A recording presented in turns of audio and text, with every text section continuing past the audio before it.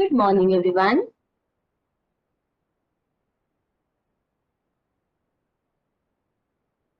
In the previous session, we had learned about the basics of object-oriented principles. We learned the difference between the procedural-oriented programming language and object-oriented programming language. Now, in this session, we'll be studying the second chapter. We'll be studying the next chapter as per your textbook, which is beginning with C++. Let us first talk about the basic history of C++. We know that C++ is an object-oriented programming language. We should also be, when we are studying a new programming language, we should also be knowing that who was the developer of this particular language. So this C++ object-oriented programming language was developed by Bejan Stroustrup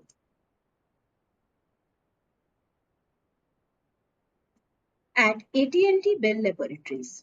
See, this person, Stroustrup, was a strong supporter of C language. He wanted to build a programming language which also includes object-oriented principles while keeping the simple elegance of C programming as it is. We know that C is a simple programming language, right? So he was a strong supporter of C. So what he thought is, let us include the best of C programming as well as include the concepts of object-oriented principles into the programming language and develop a new language. Okay, so this is how C++ was invented. So C++ is nothing but it is extension of C programming. Okay, you have already studied C programming in detail in your earlier semester, right? So C++ is nothing but it is an extension of C with a major addition of classes and objects. Okay, so the object-oriented principles are incorporated in the C programming language which you already studied. Earlier, if we talk about the C++, it was known as, its earlier name was C with classes. Okay, because the concepts of C programming language which you studied, the syntax of C would remain as it is. Only some new concepts were introduced in it. We can also say that C++ is superset of C. Okay, you know what is subset and superset. So if this is your C, C++ is superset of C. Okay. So whatever coding concepts you have studied in C can also be used in C++. So this OOP was developed in the early 1980s. Okay. And in 1983, initially this programming language was known as C with classes, but then later in 1983, the name changed to C++. And why C++? You all know what is plus plus operator. This is your increment operator, right? So why here some concepts of object-oriented principles were added to your already existing C programming language, and hence this increment operator and the name C++. So this is how this programming language is named as C++. Okay, so this was just the beginning basics of C++, history of C++, which we feel that we should be known. Okay, who developed it, when was it developed, and why is it known as C++? It has all the basic concepts of C which we already studied. Apart from that, it supports object-oriented principles such as polymorphism, inheritance, objects, classes, all the concepts which we already studied in the previous session. Okay, now in this session, we are going to study basic structure of a C++ program. Okay, if you see the name of the chapter, the name of the chapter is beginning with C++. So if you want to begin with C++, we should be knowing how to write a simple program in C++. Now let me write the program. You will find it very familiar.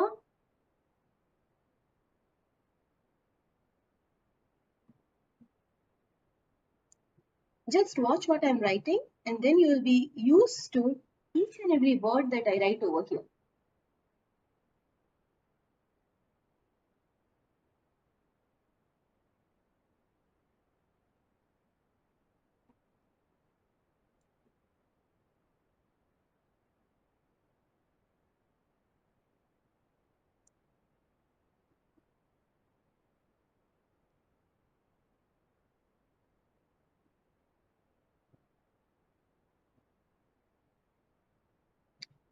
Okay. Are these things known to you? Majority of words which I've written over here, yes. Okay. It looks similar to your C program, but there are some new keywords which you'll be seeing over here. Let me also write like this.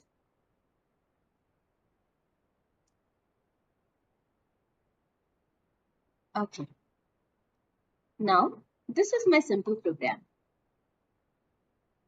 Let us try to understand each and every word which we have written over here. Okay. First of all, yeah, let us talk about some of the basic features of C++ program. C++ is a free-form program. What do you mean by free-form? No indentation required. If I write everything over here in a single margin, then also it will work. Indentation doesn't matter over here. But for our convenience to understand what we have written, we provide proper indentation. Okay, so here it is a free form programming language. Next, uh, the execution starts with main. Like in C, our execution was starting with main function. Here also execution begins with main. Like C, each sentence, each statement in your program ends with a semicolon. Okay, each statement of C program ends with a semicolon.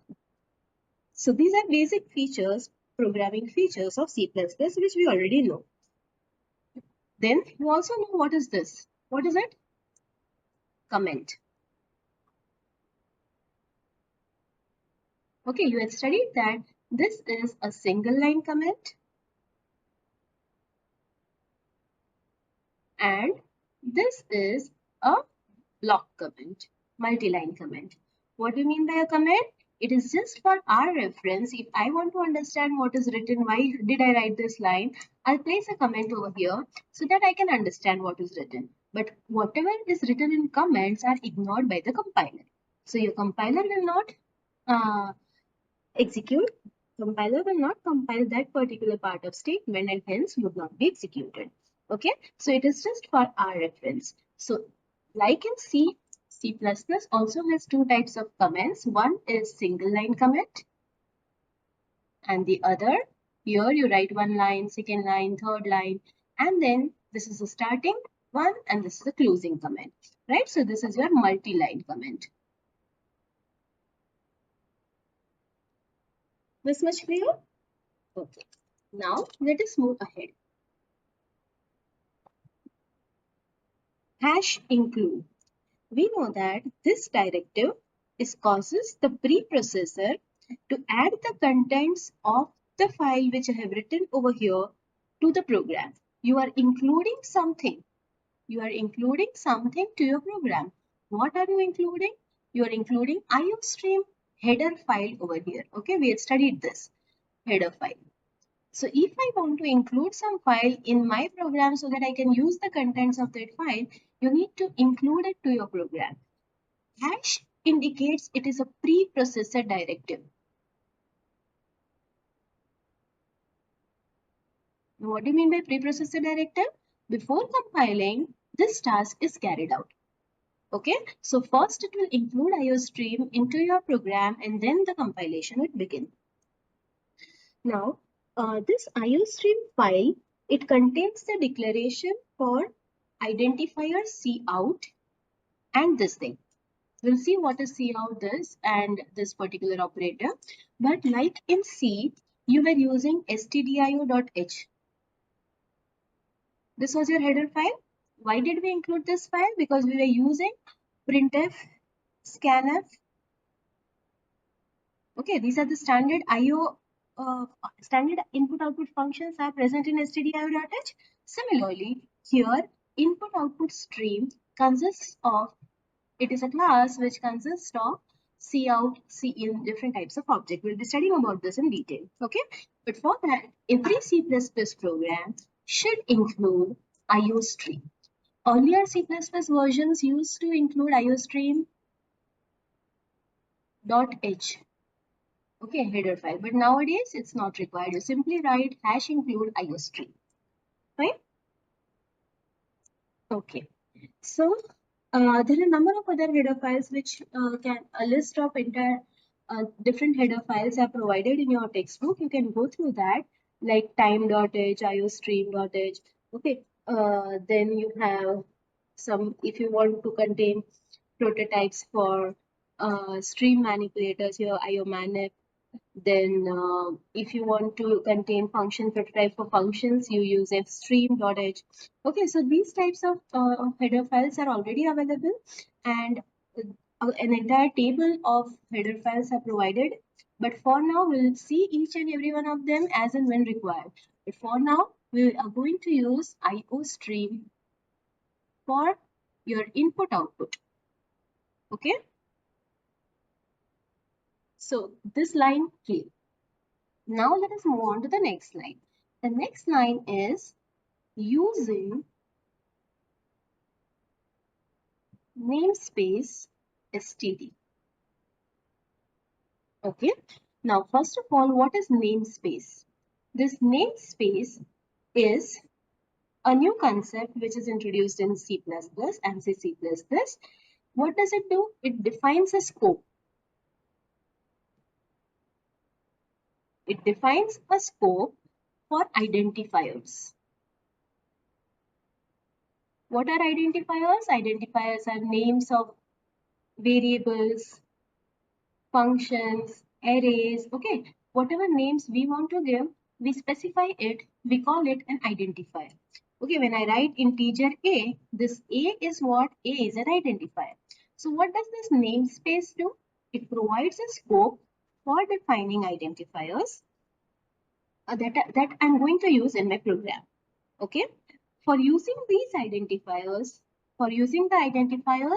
which are defined in the namespace scope, we must include that using the using directive. Okay, so this is what? This is a directive. So using directive, we specify the namespace which I want to include in my program. So if I talk about std, okay, so here all my I said I'll be using cout in my program for printing something on the screen. So where is this cout defined? This cout is defined in std namespace. Okay, so if I do not write this statement using namespace std, now what does this mean using namespace std? So whichever identifiers are specified in your std namespace can be used throughout the entire program. Okay, so if I don't write this line, I'll show you in your program again. Okay, if you don't write this line, you will not be able to use cout. How will you be able to use cout? For using cout, cout is something which prints something on the screen. It is like a printf. Okay, so if you have not written this using namespace std, how will you have to write cout? Std, this particular operator, and then cout. You cannot use cout directly. Okay, so here std is the namespace where your standard class libraries are defined. C++ standard class libraries are defined. Okay, so in all your programs, you are definitely going to use cout. Cout is your printf type of thing, which prints something onto the screen. So if you're using cout, it would be better to use this namespace. You need to include this namespace into your program. Okay, so how will we specify this scope? Using the using directive, using namespace std. Clear? Namespace is what? It is a scope. STD is the name of that scope which we want to include, where we have specified the different identifiers. So this is my standard scope, okay, standard library. You can create your own namespace. Okay, suppose I write integer a in my own created namespace, and if I use that namespace over here, I can directly use that variable in my program. Okay, so STD is a standard scope here, which we are including in our program by the using directive. Okay. Next. So these two lines clear. Hash include IOStream using namespace STD. Now when I write the beginning of a program, that is integer main, and this is the body of the main. Now if you recall, in your C you were writing void main. What is this? This is your return type. And we studied earlier that if my function, main is a function, okay? So if your function does not return anything, we write void over here. But in C++, the return type of main is always integer. Okay? Main returns an integer time to the operating system. So every C++ program should return an integer value. So what would be the last statement of your program, of your main function? Return 0. Earlier in C programming, we were writing void and hence we did not have any return statement here. But as said in C++, every main function returns an integer value to the operating system. And hence it should end, your main program, main function should end with a return 0 statement. Okay? And if you do not write this, it will give you an error. Is that clear? Okay, so this part, this is your return type. Execution starts with main. These are empty brackets. Empty brackets means you do not have any arguments to the main right now. And then last statement is return. Now, what does our program do over here? What have we written? Okay, so this line is clear, integer main. You know this curly brackets indicate the body of the function. And now the only one line which is left out is cout hello world. Now let us understand that.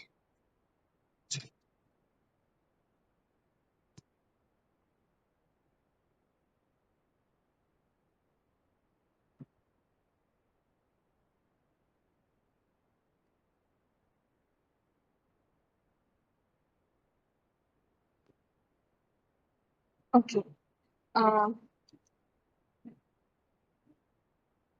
In this line, we have two new things to learn. That is cout and this particular operator.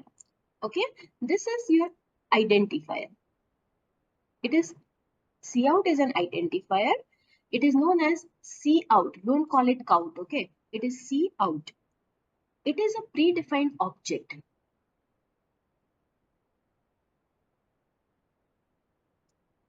Cout is a predefined object. Okay, if someone asks you in MCQs or something like that, what is cout? It is an object. We'll learn later about objects in classes, but you should be knowing that cout is an object, okay, of IOStream class. Now, this object represents the standard output stream. Okay, it represents this out, it is an object of this output stream class. Okay, so it represents the standard output stream in C++. What is the standard output stream here? It's our screen. Wherever you want to print, wherever you want to print your output, it is a screen over here. Okay, so if you want to redirect something, this hello world, I want to redirect this hello world to my screen. So what I'll do is I'll use the operator this. This is known as insertion operator. Okay, so insertion operator or put to operator. What will it do? Whatever is written on the right hand side, okay, this thing is sent to the screen. This is your screen. Okay, through cout. So what will cout do? Whatever is written over here, it will redirect this thing onto the screen. So it will print something onto the screen. Okay. So this operator is very important. Always this operator is placed beside cout for printing something onto the screen. Is that clear? You must also have seen this operator earlier. Which was this operator earlier? In C, we have studied this is what? Bitwise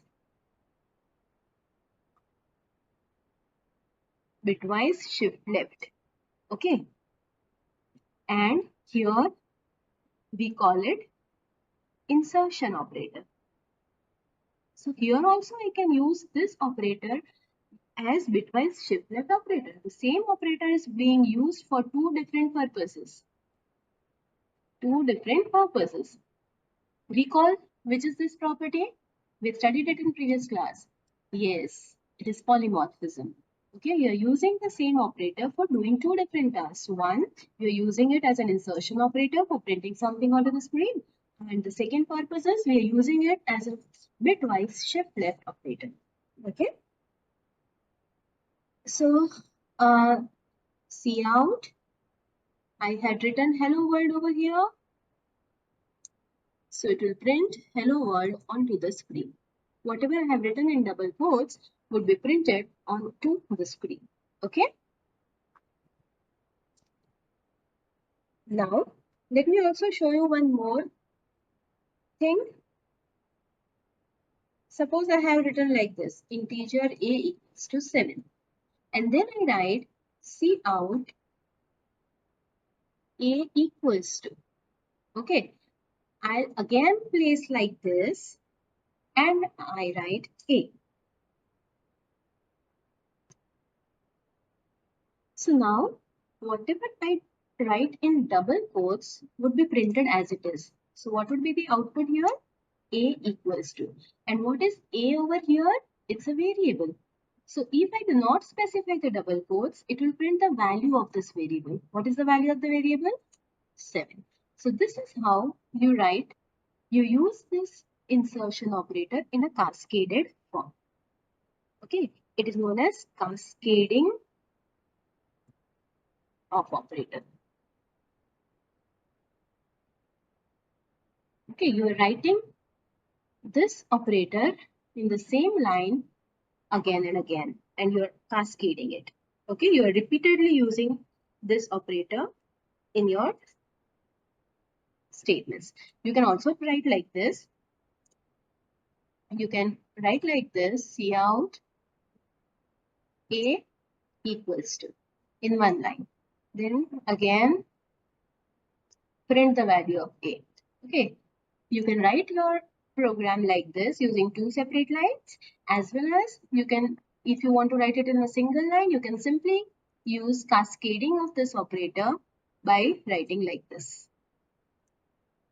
So this is known as cascading of operator. Okay. Now we learned how to print something on the screen. Let us also learn how to take input from the user. Okay. Integer A. Now if I want to put something, if I want to scan the value of A from the user, what I'll do is I'll use the next operator, which is known as extraction operator.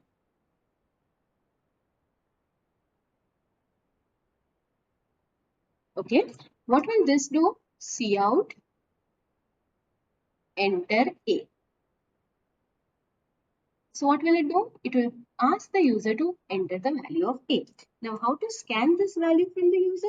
We will simply write cin A. What will cin do? See, this is known as extraction operator or get to operator. Okay, it extracts the value from the keyboard. It extracts the value from the keyboard and assigns it to the variable on its right. So whatever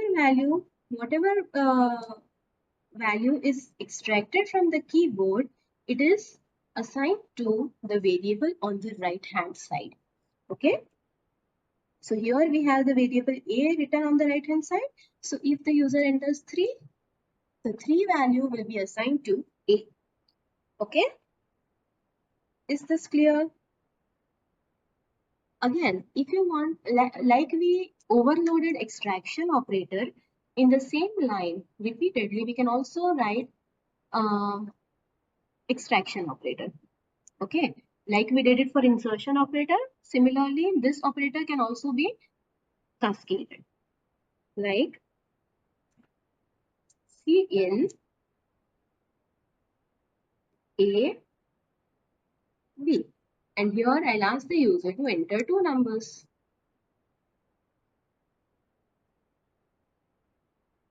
Okay, so first value which the user enters and with the user enters and plays enter would be stored to A. Second value with the users enters would be stored to variable B. So this is how you can cascade the extraction operator. Is that clear? So these are basics of operators which we study. Okay, so now what did you study in this particular session? We learned the structure of a C++ program, which had include files, then class declaration. I'll tell you what is it. This is the basic structure of a C++ program. Then you have member function declaration. And finally, main function. Okay, so this is the basic structure.